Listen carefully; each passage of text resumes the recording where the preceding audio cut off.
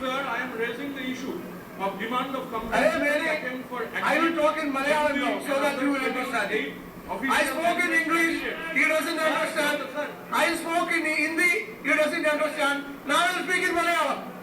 So, sit down. Rita Brother Manoji, please. let my time start now. Yeah, start now. Yes, please start now. Let the time Ah, start. starting now. Start now. Okay. All right. Sir, restart the time. It's already 30 seconds gone. Okay, don't worry.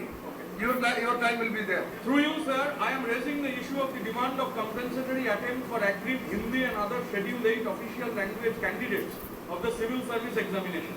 Civil service aptitude test was introduced in 2011 at the preliminary stage of the civil service exam conducted by UPSC. It consisted of English comprehension, logical reasoning, numerical and analytical abilities.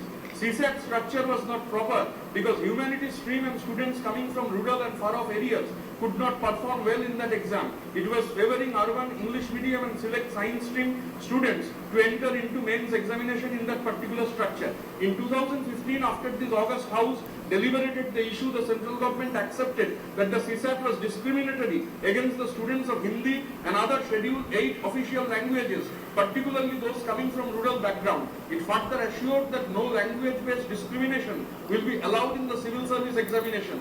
Now, sir, subsequently, CSAT paper was made optional in 2015, but it was done barely 3 months only before the examination. However, candidates have lost 4 crucial attempts out of 6 limited attempts during the period. The aggrieved candidates are still waiting for the compensatory attempt to undo the grievous damage.